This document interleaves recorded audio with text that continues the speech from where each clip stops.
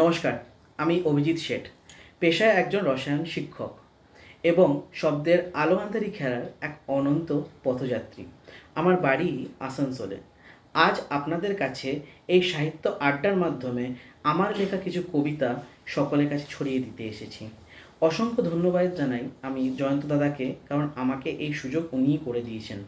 এবং আমি আজকে যে কবিতা নিয়ে আলোচনা করছি তার বেশিরভাগটাই আমার মনের ভাব এবং আপনাদের ভালোবাসায় সেই ভাবগুলো কিছু পত্রিকায় প্রকাশিত হয়েছে। এবং এই কবিতার মাধ্যমে আমি আমার চিন্তাভাবনা আপনাদের সঙ্গে ভাগ করে নিতে চাই। এবং আমার মনে হয় যে কবিতার আসল উদ্দেশ্য সেটাই।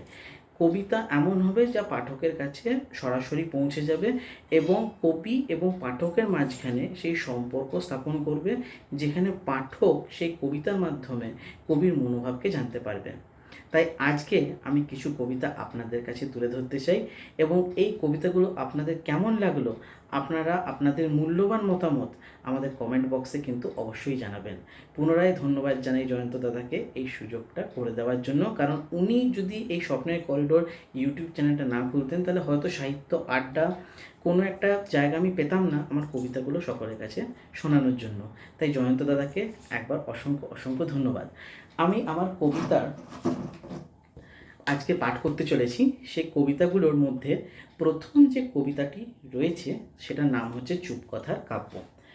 এখন চুপ কথা অর্থ হচ্ছে আমাদের মূলত যে আমরা কিছু কথা, কিছু আমাদের ভাষা অনেক সময় আমাদের প্রিয়জনদের কাছে প্রকাশ করতে পারি না, এবং বেশিরভাগ ক্ষেত্রে আমরা দেখতে পাই যে আমাদের কিছু কথা আমরা আমাদের ভালোবাসার মানুষকেও বলতে পারি না। তাই মনে যতই ভালোবাসা থাকুক না কেন, যতই আমরা চিন্তা ভাবনা করি না কেন, একটা সময়ের শেষে আমাদের কিছু কথা হয়তো রয়েই যায়, এবং সেই চাপা কথাগুলোর থেকেই আমার এই চুপ কথার কাব্যটা লেখা। তো কবিতা শুরু করছি আমি। সত্যি বলতে, সেদিন ভোরে যখন আটপৌরে শাড়ি পরে কাছে এলে, তোমার ওই লাল টিপ মাখা কপালে উষ্ণ গাঢ় চুম্বন আঁকতে চেয়েছি। কানের পাশে চুলে একটা গোলাপ গুঁজে ভোরের আলোয় ঝলমল করে হাসলে। মিষ্টি ডাকে ঘুম ভেঙে ফিসফিস করে কি যেন বলে উঠলে। অনেক আগেই কোনো এক অজানা কারণে চুপ হয়ে পাঁচিল পেরিয়েছে অতীত রং তুলি হাতে, রাঙিয়ে তুলেছে আগামী মসৃণ পথ। কথার উত্তরে থেকে যায় শুধুই প্রহসন, রয়ে যায় ভালোবাসা স্পন্দন। এই কবিতাটি আমার খুব কাছের একটি কবিতা। তার কারণ হচ্ছে এই কবিতাটি আমি যখন লিখেছিলাম সেই দিন ছিল বৃষ্টি বাদল একটা দিন, যেখানে বৃষ্টি প্রচণ্ড পড়ছে এবং চায়ের কাপ হাতে আমার তখন একাকিত্ব গ্রাস করছিল, এবং সেই একাকিত্ব কাটানোর জন্যই এই কবিতাটি লেখা। পরবর্তী কবিতায় চলে আসি, যে কবিতার নাম হচ্ছে রক্তাক্ত অভিলাষ। অভিলাষ, আমাদের যে চাওয়া পাওয়া, সেগুলো সবসময় হয়তো এতটা সহজ হয়ে ওঠে না। তার কারণ হচ্ছে আমরা যখন কিছু চাওয়া পাওয়ার মধ্যে থাকি তার দ্বন্দ্ব কিন্তু অনেকটাই কঠিন। সব চাওয়ার যেরকম হয়ে ওঠে না, অর্থাৎ আমরা যে জিনিসগুলো চাই সেই জিনিসগুলো যেমন হয়ে ওঠে না, আবার অনেক সময় কিছু জিনিস যদি সহজে পেয়ে যাই তার কিন্তু মূল্য থাকে না। তাই প্রত্যেকটা অভিলাষের পেছনে একটা রক্তাক্ত কাহিনী রয়েছে। সেই রক্তাক্ত কাহিনীগুলো নিয়েই কিন্তু আমার দ্বিতীয় কবিতা রক্তাক্ত অভিলাষ। একের পর এক বসন্ত পেরিয়ে উপনীত হয়েছি রাতের অযাচিত ঘরে। আলোগুলো একটু একটু করে ঝরে দরাজের পাশে পেখম মেলে উড়ে যায়। পলাশের দুহাত জড়িয়ে ধরে আসা না বলা কথার হাতছানি মিশে যায় শীতে। গভীর ঘুমে তখনও আচ্ছন্ন সুবাস, কামনার আগুন ঝরে দহন ঘি ভাতে। শেষের মুহূর্তগুলো ছায়াছবির মতো রয়ে যায় স্মৃতির কালো ক্যানভাস। মিথ্যা অভিযোগে আজও ভিজে যায় অলংকারহীন নিঃশব্দ সততার নিঃশ্বাস। আদর মাখা স্বপ্নেরা খুঁজে ফেরে মানবতা। রক্তাক্ত অভিলাষ ডাকে পরিচিত ব্যথা। এর পরের কবিতাটা আমি যে পাঠ করতে চলেছি সেটি হলো রূপালী প্রেম। এখন আমরা সবসময় জানি যে প্রেম যে অনুভূতিটা রয়েছে সে অনুভূতি কখনো বয়স মানে না। একজন ষাটোর্ধ্ব মানুষও যেরকম প্রেমে পড়েন এবং একজন বাচ্চা ছেলে মেয়েও কিন্তু প্রেমে পড়তে পারেন। অর্থাৎ বয়সের ক্ষেত্রে সেই ব্যাপারটা নেই যে বয়স হলে আমি প্রেম করতে পারবো না বা ছোটো বয়স বলে এখনও প্রেমের বয়স হয়নি। প্রেম এমন একটা অনুভূতি যা যে কোনো সময় হতে পারে এবং সবসময় যে প্রেমিক প্রেমিকার মাঝখানেই হবে সেটা কিন্তু নয়। মানে আমি অন্তত তা মনে করি না। আমাদের প্রেম কিন্তু সর্বব্যাপী এবং সবার সাথেই আমাদের একটা ভালোবাসার সম্পর্ক রয়েছে।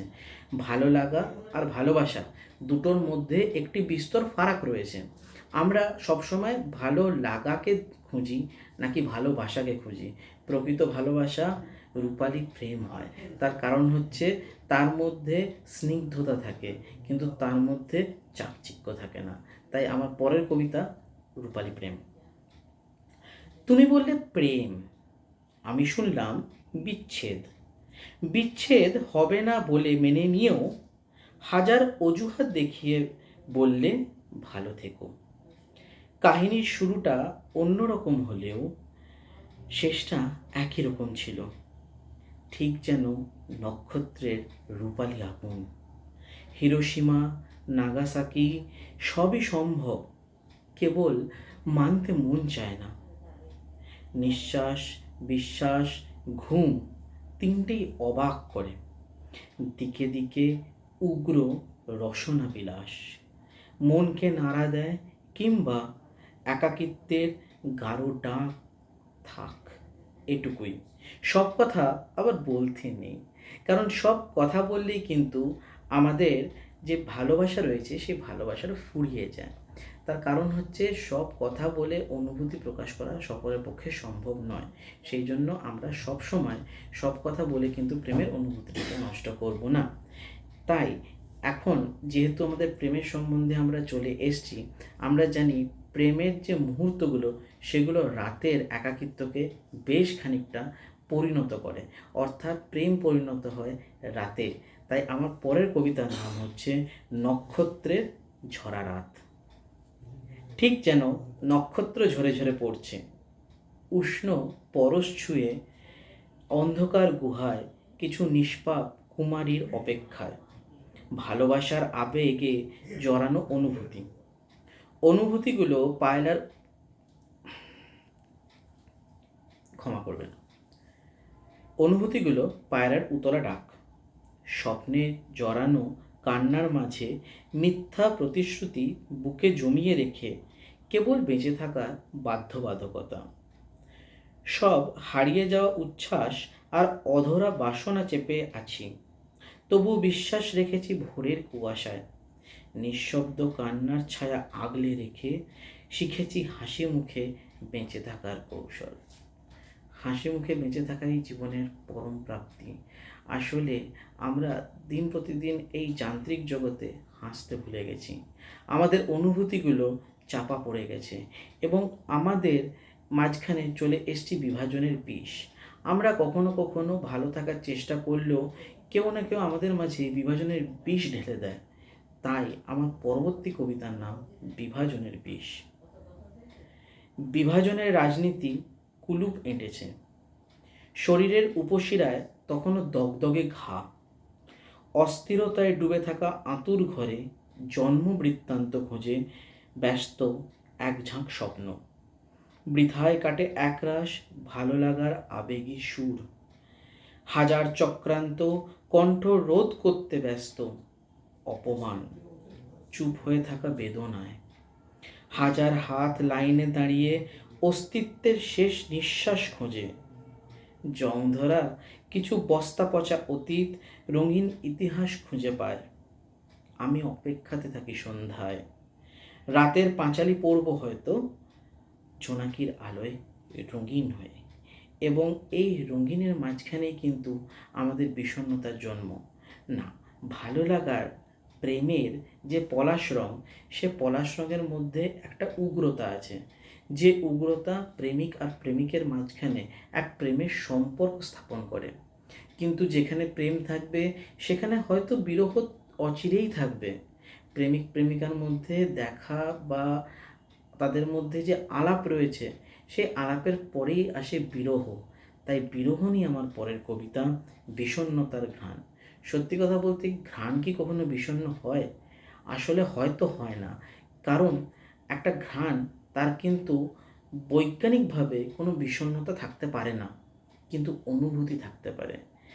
যে ঘ্রাণ আমরা দেখছি বা শুনছি বা অনুভব করছি, ঘ্রাণ আসলে দেখাও যায় না, শোনাও যায় না, কিন্তু আমরা যে অনুভবটা করছি সেই অনুভবের মধ্যে এক মাদকতা থাকে। সেই মাদকতার মাধ্যমেই আমরা কিন্তু বিষণ্ণতার ঘ্রাণ দেখতে পাই, এবং সেই বিষণ্ণতার ঘ্রাণ নিয়ে আমার পরবর্তী কবিতা বিষণ্ণতার ঘ্রাণ। রন্ধ্রে রন্ধ্রে গেঁথে আছে কাঠগোলাপের কাঁচা মিঠে ঘ্রাণ, মিষ্টি ঘ্রাণেও বিষণ্ণতা কেন এই সুবাসে? করুণ দৃষ্টিতে তাকিয়ে দেখি এক ঝাঁক বক উড়ে যাচ্ছে ক্রমশ, অধ্যায়গুলো একে একে ছিঁড়ে পড়ে, অচেনা বাতাসে মিলিয়ে যায় স্মৃতির ছায়া। একে একে সবাই দূরে সরে গেছে, রাতের পরিচিত তারারাও আজ অস্পষ্ট। বেশ ভালো আছি আমার বিষণ্ণতা নিয়ে, যেন একান্ত আপন কেউ প্রতিদিন হাত তুলে ডাকে আমায়। কিন্তু যেখানে আবার বিষণ্ণতা আছে, ঠিক তার পরবর্তীকালেই আছে মান অভিমানের পর্ব। এই মান অভিমানের পর্ব নিয়েই আমার পরবর্তী কবিতা দুষ্টু মিষ্টি তুমি। এই কবিতাটি কিছুটা ছড়া ফর্মে লেখা হয়েছে। তার কারণ হচ্ছে, আমার মনে হয় যে প্রেম ভালোবাসা সেখানে গভীরতা যেমন রয়েছে, তেমনি একটা ভালোবাসার জায়গাও রয়েছে যেখানে অল্প দুষ্টু মিষ্টি জিনিসও রয়েছে। তো সেই নিয়ে আমার কবিতা আজকের দুষ্টু মিষ্টি তুমি। দুষ্টুমি করে কখনো বকো, কখনো আবার দুম করে আলতো পায়ে এগিয়ে এসে জাপটে ধরে কামড়ে বলো ভালোবাসার চিহ্ন লুকো। আমিও ভ্যাবলা হয়ে তাকিয়ে দেখি দূরের দেশে, কাছে থেকে যাও যে দূরে, ভালোবাসার আবেগ সুরে জড়িয়ে ধরো আঁকড়ে আমায়। তোমার ওই চোখের কাজল, নস্যি রঙের মিষ্টি শাড়ি, দুষ্টু মিষ্টি ঘ্রাণে পাগল, ভালোবাসার আস্ত ছাগল।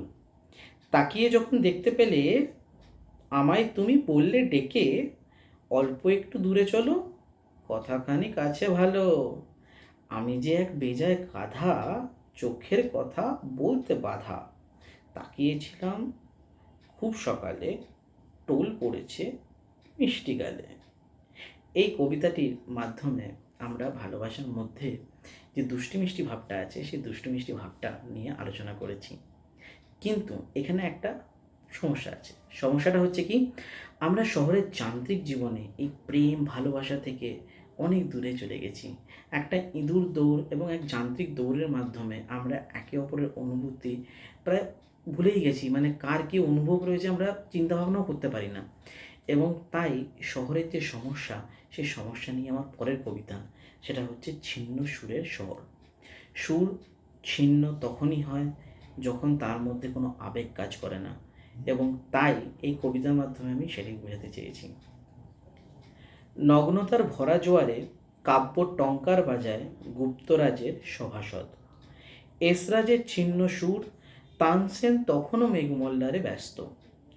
ভোরের একরাশ শিউলি শরীরের গোপন রহস্য ফাঁস করে চলে, আগুনের আঁচ কমিয়ে সুধারমনে ব্যস্ত একদল।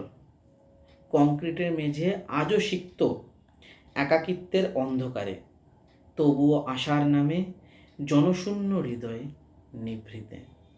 এবং নিভৃতে ভালোবাসা এক চরম পর্যায়ে পৌঁছায়, তবে সেখানে কামনার আগুন থাকে। সেই কামনার আগুন কিন্তু যে কোনো মানুষের পৌরসত্বকে বেশ খানিকটা চাঙ্গা করে, আবার কখনো নারীত্বকেও চাঙ্গা করে। কিন্তু এই পুরুষত্ব এবং নারীত্বের মাঝখানে একটা ক্ষীণ অধ্যায় থেকে যায়। সেই নিয়েই আমার পরের কবিতা নিঃসৃত পৌরুষ। তোমার কাজলে এক অদ্ভুত আকর্ষণ আছে, শব্দের অর্থ আজও বোঝে না সূর্যের লালিমার সুর। পিথাগোরাস না জানা ছেলেও কলেজে চান্স পেয়ে শব্দবিলাসী অনুপম সুরে প্রেমের উপাখ্যান লেখে। মোহিনী শক্তি ঘিরে থাকে মূলাধারের আবৃত সকাল, হাজারো শিউলি পড়ে থাকে শত অবহেলা সাজে, হাজারো ক্লিওপেট্রা ঘুরে বেড়ায় পৌরসত্বের টানে, ভোরের আলোয় জ্বলন্ত সমাজ নগ্নতা খুঁজে মরে। তোমার শরীরের গোপন বাঁকে উকি দেয় জোনাকিরা, টুকি দেয় আগামী প্রজন্মের নিশ্চুপ আলোর ঝাড়বাতিরা। ঝকমকে ঝিলিমিলি কেবল চোখের সুখ খোঁজে, শেষ বিন্দু নিঃসৃত পৌরসত্বের ডাক উকি দেয় প্রতি রাতে। এবং প্রতি রাতে যখন কামনার আগুন দগ দগ করে বাড়ে, সেই কামনার আগুনে কিন্তু নারীত্ব কখনো কখনো ভুলুণ্ঠিত হতে পারে, এবং সেই কারণে সমাজে নারীদের ওপর অত্যাচার কিন্তু ক্রমাগত বেড়ে চলেছে। এবং এই অত্যাচারের হাত থেকে বাঁচার জন্যই আমাদেরকে বিভিন্ন ধরনের প্রিকশনস নিতে হবে। প্রিকশনস আমরা এই কারণে বললাম কারণ আমাদের প্রচলিত শব্দ হচ্ছে প্রিকশনস। তো সেই প্রিকশনস নেওয়ার ছাড়াও আমরা করতে পারি প্রতিবাদ। কিন্তু আমরা হলাম কবি, আমাদের প্রতিবাদের ভাষা কখনোই বন্দুক চালানো বা লাঠি খেলা হতে পারে না।